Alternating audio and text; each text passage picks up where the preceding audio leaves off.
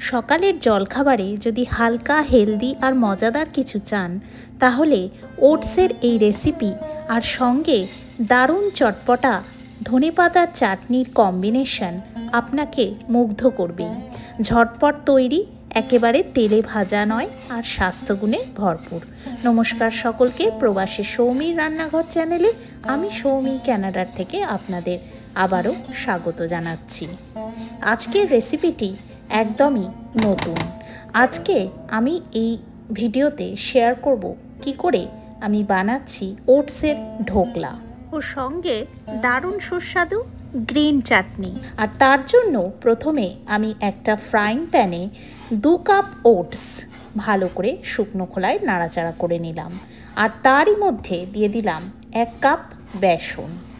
আপনারা জানেন যে রোলড ওটস আমাদের শরীরে ফাইবার যোগায়, পেট ভর্তি রাখে ও ব্লাড সুগার নিয়ন্ত্রণেও সাহায্য করে।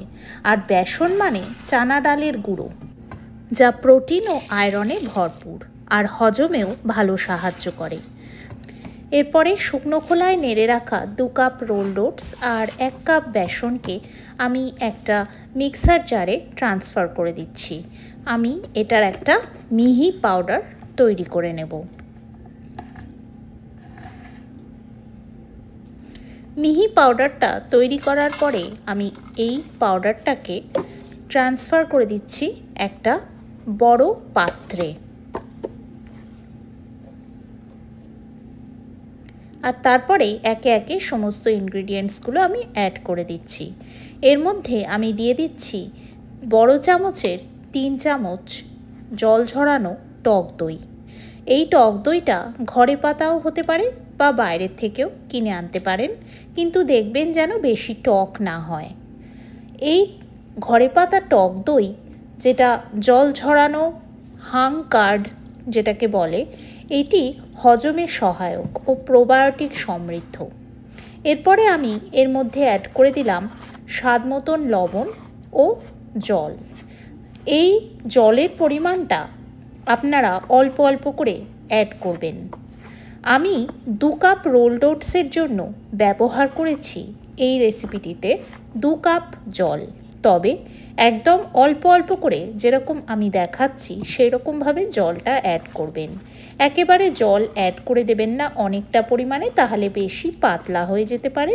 সেই জন্য আমি অ্যাডভাইস করব যে আপনারা জলটা অল্প অল্প করে অ্যাড করবেন। তারপরে আমি মিশ্রণটা বানিয়ে এর মধ্যে অ্যাড করছি 1 চামচ হলুদ গুঁড়ো। 1 চামচ হলুদ গুঁড়ো অ্যাড করে আবার একটু মিক্স করে নিচ্ছি। ঢোকলা তো আমরা জানি একটু হলুদ রঙের হয়, সেজন্য আমি এখানে হলুদ গুঁড়োটা অ্যাড করছি। আর তারপরে আমি এর মধ্যে দিয়ে দিচ্ছি 1/2 চামচ বেকিং পাউডার আর 1/4 চামচ বেকিং সোডা। এরপরে আবারও একটু জল দিয়ে আমি মিশ্রণটাকে একটু পাতলা করে নিচ্ছি। খুব বেশি পাতলা মিশ্রণ হবে না, একদম কেকের ব্যাটার যেরকম তৈরি হয়। যখন আমি এটা পাত্রে ঢালবো তখন আপনারা নোটিস করবেন যে এটাও কিন্তু কেক যেরকম একটা রিবনের মতন টেক্সচার নিয়ে পড়ে, সেই রকমভাবেই কিন্তু এটাও পড়বে। তো পুরোপুরি 2 কাপ জল আমার কিন্তু ইউজ হয়েছে এই কনসিস্টেন্সি বা টেক্সচারটা আনার জন্য।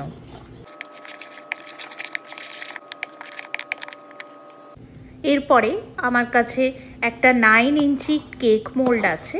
সেই 9 ইঞ্চির কেক মোল্ডে আমি আগের থাকতে সর্ষের তেল দিয়ে গ্রিস করে রেখেছি।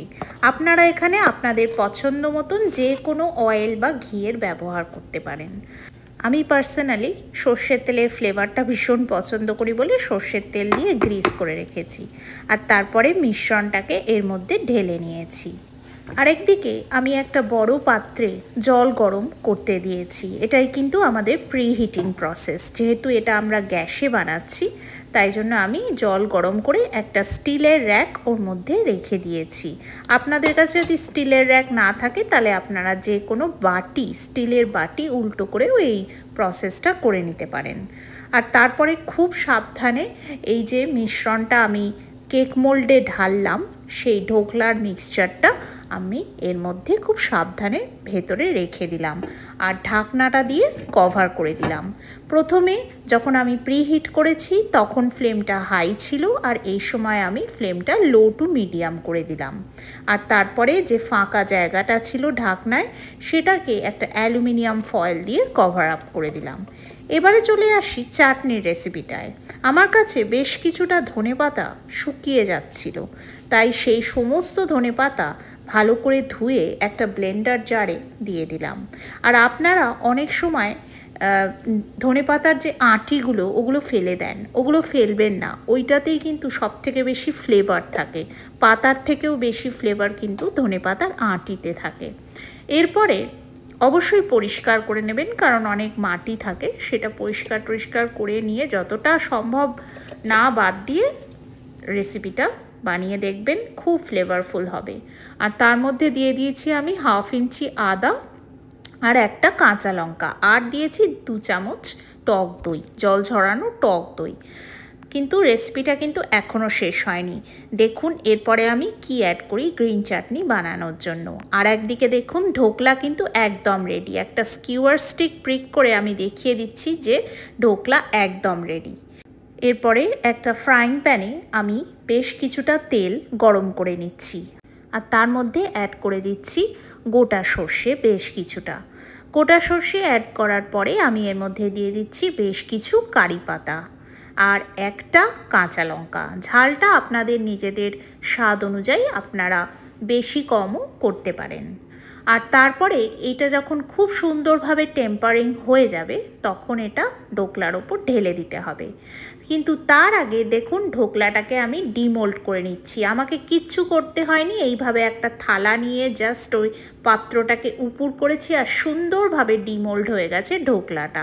দেখুন কীরকম জালিদার তৈরি হয়েছে, কি অপূর্ব খেতে হয়েছিল আর কি দারুণ তার টেক্সচার, আপনারা নিশ্চয়ই দেখেই বুঝতে পাচ্ছেন। তো আশা করি এই ভিডিওটা দেখে আপনাদের ভীষণ ভালো লাগবে। আর এই রেসিপিটা কিন্তু অবশ্যই ট্রাই করবেন। বেশি ভাজাভুজি শরীরে না দিয়ে এই রকমভাবে রেসিপি বানালে এগুলোতে খাটুনিও কম, আবার খেতেও হয় দুর্দান্ত, আর শরীরের জন্য তো একদম সুপার ফুড। তারপরে এই ঢোকলার ওপরে আমি ঢেলে দিলাম আগের থাকতে টেম্পারিং করা গোটা সর্ষে, কারি পাতা আর লঙ্কা। আমি একটুখানি কমই তেল ব্যবহার করেছি, আপনারা চাইলে পুরো ঢোকলাটাতে এইভাবে সুন্দরভাবে কিন্তু আরেকটু বেশি তেল দিয়ে করে নিতে পারেন। কিন্তু এখন কিন্তু চাটনির রেসিপিটা আনডানি পড়ে আছে, মানে এখনও কিন্তু তৈরি হয়নি চাটনিটা। তো আপনারা কিন্তু এখন ছেড়ে যাবেন না, চাটনির রেসিপিটা কিন্তু এখনও বাকি আছে। তো দেখতে থাকুন পুরো ভিডিওটা স্কিপ না করে, আমি বলবো কি করে আমি চাটনিটা বানাবো। তারপরে আমি সুন্দরভাবে ঢোকলাটাকে কেটে নিচ্ছি পিস পিস করে। দেখুন কীরকম যখন আমি কাটছি কি সুন্দর, একদম ছুরিতে লেগে যাচ্ছে না, খুব সুন্দরভাবে কিন্তু সুন্দর কাটিং হয়ে যাচ্ছে, একদম পারফেক্ট টেক্সচার তৈরি হয়েছিল। যদি আপনারা মিষ্টি খান তাহলে এর মধ্যে আপনারা সুগার সিরাপও ওপর থেকে ছড়িয়ে দিতে পারেন, তাহলে তো একদম কথাই নেই, পুরো একদম নর্মাল যে ঢোকলা হয় সেরকমই খেতে হবে। তারপরে আমি একটা ঢোকলা নিয়ে আপনাদেরকে দেখাচ্ছি। দেখুন কি সুন্দর টেক্সচার তৈরি হয়েছে, একদম সফট, মুখে দিলে মিলিয়ে যায় এরকম দারুণ টেক্সচার। একবার কিন্তু অবশ্যই এই রেসিপিটা বানিয়ে আমাকে কমেন্ট করে জানাবেন যে কেমন লাগলো। এরপরে কিন্তু আমি চলে আসছি চাটনির রেসিপিটা। এবারে আপনাদেরকে তো দেখিয়ে দিয়েছি কোন কোন ইনগ্রিডিয়েন্টগুলো আমি আগে অ্যাড করেছি। এর মধ্যে আমি অ্যাড করে দিচ্ছি 2 টুকরো ঢোকলা। হ্যাঁ, ঠিকই দেখেছেন, 2 টুকরো ঢোকলা। তারপরে আমি এইটা খুব সুন্দর করে একবার ব্লেন্ড করে নিচ্ছি। ব্লেন্ড করে নিয়ে তার মধ্যে দিয়ে দিচ্ছি খুবই সামান্য একটু জল আর অবশ্যই স্বাদ মতন লবণ। আর তারপরে আবার ব্লেন্ড করে দেখুন কিরম দারুণ টেক্সচারের চাটনি, গ্রিন চাটনি তৈরি হয়ে গেল। এই চাটনিটা দিয়ে এই ঢোকলাটা একদম জমে যাবে। একবার কিন্তু অবশ্যই ট্রাই করবেন বন্ধুরা। পুরো রেসিপিটা দেখে নিয়েছেন, এখন কিন্তু একবার অবশ্যই আপনি নিজে ট্রাই করে খেয়ে দেখবেন, তাহলেই বুঝে যাবেন এটাই আপনার পরের ফেভারিট হেলদি ব্রেকফাস্ট। ভিডিওটি ভালো লাগলে একটা লাইক দেবেন, শেয়ার করবেন প্রিয়জনদের সাথে, আর অবশ্যই কমেন্ট করে আমাকে জানাবেন যে কেমন লাগলো আজকের ভিডিওটা। আর যদি আজকে আমার চ্যানেলে নতুন হন তাহলে চ্যানেলটিকে সাবস্ক্রাইব করে সঙ্গে থাকবেন আমার চ্যানেল প্রবাসী সৌমির রান্নাঘরের। আজকে এই অবধি বন্ধুরা, আপনারা সবাই খুব ভালো থাকবেন, সুস্থ থাকবেন, সুন্দর থাকবেন, সকলকে নিয়ে ভীষণ আনন্দে থাকবেন, আর দেখতে থাকবেন আমার চ্যানেল প্রবাসী সৌমির রান্নাঘর। Thank you very much for watching.